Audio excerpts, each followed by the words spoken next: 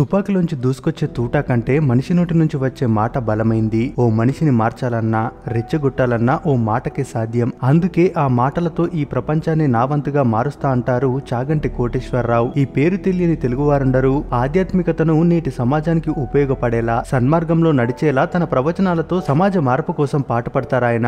ఎవరిని నొప్పించకుండా చిన్న పెద్ద అనే తేడా లేకుండా అందరికీ అర్థమయ్యే విధంగా గొప్ప గొప్ప సందేశాలనిస్తారు. స్వార్థంతో నిండిపోయిన ఈ రోజుల్లో ఓ మనిషిగా మనం ఎలా బ్రతకాలో ఆయన చెప్పే ప్రవచనాలు వింటే ఇట్టే అర్థమైపోతుంది. అలాంటి చాగంటి గారికి వృద్ధాశ్రమంలో ఎదురైన ఓ సంఘటన ఇది. బాధలో ఉన్న ఎందరో కన్నీళ్లు తుడిచిన ఆయన మొదటిసారి ఆ సంఘటనని చూసి కన్నీళ్లు పెట్టుకున్నారంటే బహుశా అది ఎంతగా కలిచివేసిందో అర్థం చేసుకోవచ్చు. ఇక లేట్ చేయకుండా వీడియోలోకి వెళ్ళిపోదాం. అప్పట్లోనే ప్రవచనాలు చెప్పడంలో సిద్ధహస్తుడైన చాగంటి గారు ఎవరు పిలిచినా కాదనకుండా వెళ్లడం అలవాటు ఆయనకి. ఆ క్రమంలోనే ఓ వృద్ధాశ్రమానికి వెళ్లారాయన. చాగంటి గారిని చూడగానే అక్కడున్న వృద్ధులు శక్తినంతా కూడగట్టుకుని ఆయన్ని పలకరించారు. ఇక అక్కడే ఉన్న ఆశ్రమ నిర్వాహకురాలు ఒక్కొక్కరిని పరిచయం చేస్తూ వీళ్ళంతా మీ ప్రవచనాలను ఎంతో ఇష్టంగా వింటారు సార్. రాత్రి పగలు తేడా లేకుండా మీ ప్రవచనాలని టీవీలో పెట్టమని గోల చేస్తారని గర్వంగా చెప్పుకొచ్చింది. అవునా అంటూ ఓ కొడుకుగా వారందరితో ప్రేమగా కలిసిపోయారు చాగంటి గారు. ఇంతలో ఓ పెద్దావిడ ఇవేవి పట్టించుకోకుండా తన బట్టలన్నీ ఓ పెట్టెలో సర్దుకొని వృద్ధాశ్రమం నుండి కాస్త బయటకు వచ్చి ఎవరి కోసమో ఎదురు చూస్తుంది.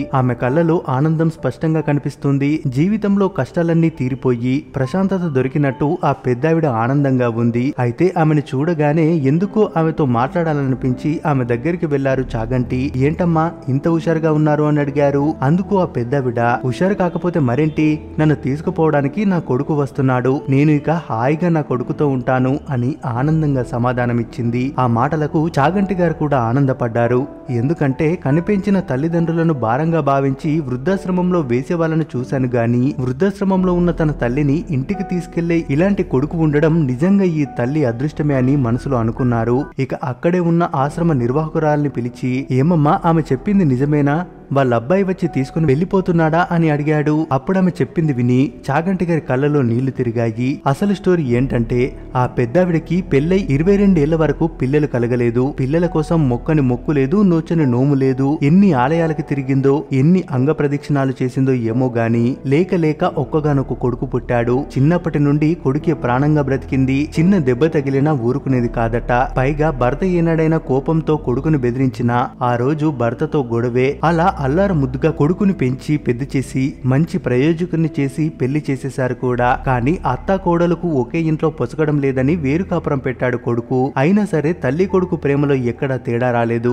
ఎప్పుడైనా కొడుకు ఇంటికి రాకపోతే తండ్రి మందలించేవాడు, నీకోసం ఇక్కడ 2 ప్రాణాలున్నాయి, మమ్మల్ని నువ్వు పట్టించుకోకున్నా పర్లేదు కానీ కంటికి కనబడమని. ఇదిలా ఉంటే కొన్నేళ్ల క్రితం ఆ పెద్దావిడ భర్త చనిపోయారు. కార్యక్రమాలు అయిపోయాక తల్లిని ఒంటరిగా ఇంట్లో ఉంచడం ఇష్టం లేక తన ఇంటికి తీసుకెళ్లాడు కొడుకు.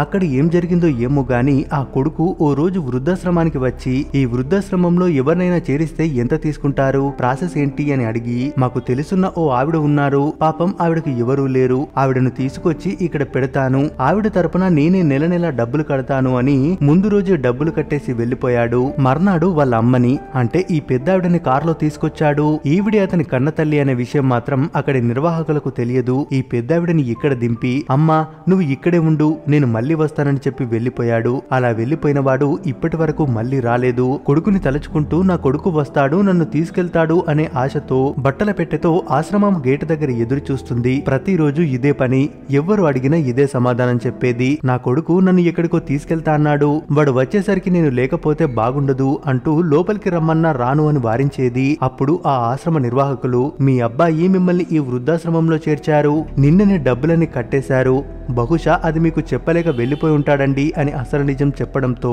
ఆ కన్న తల్లి గుండె బద్దలయింది. ఏమీ అర్థం కాలేదామెకి. ప్రాణమున్న కొయ్యలా నిలబడ్డ ఆవిడని వృద్ధాశ్రమంలోకి తీసుకొచ్చారు. అలా తీసుకొచ్చిన గంటకి ఆమెకు కొడుకు జ్ఞాపకాలతో పిచ్చి పట్టేసింది. ప్రతి క్షణం కొడుకు ఆలోచనే. పొద్దున్నే స్నానం చేసి చక్కగా రెడీ అయ్యి భోజనం చేసి బట్టల పెట్టెను పట్టుకుని గేట్ బయట ఎదురు చూస్తారు. ఏదో ఒక రోజు కొడుకు రాకపోతాడా అని అలా ఎదురు చూస్తూనే ఉంటారావిడ.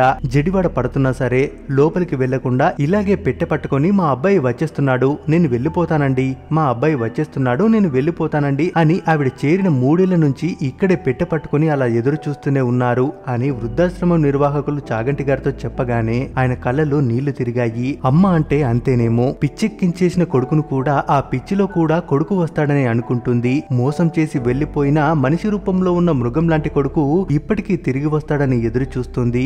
అది అమ్మ ప్రేమంటే. ఇక కాసేపు ఈ వృద్ధులతో గడిపి వెళ్లిపోతుండగా వృద్ధాశ్రమం పుస్తకంలో మీరు ఏదైనా రాయండి అని అక్కడి నిర్వాహకులు చెప్పడంతో ఈ దేశంలో ఇలాంటి వృద్ధాశ్రమాలు ఎంత త్వరగా కనుమరుగైపోతే నేను అంత సంతోషపడతాను అని రాసి కళ్ళు తుడుచుకుంటూ వెళ్లిపోయారు చాగంటి గారు.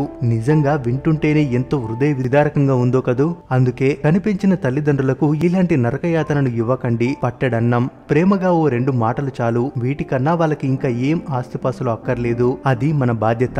ఈ వీడియో చూసి కొందరైనా మారతారని ఆశిద్దాం. మరి ఈ వీడియోపై మీ అభిప్రాయాన్ని కామెంట్స్ రూపంలో తెలియజేయండి. వీడియోని నలుగురికి షేర్ చేయండి. మరిన్ని ఇలాంటి వీడియోస్ కోసం మన ఛానల్ ని తప్పక సబ్స్క్రైబ్ చేసుకోండి.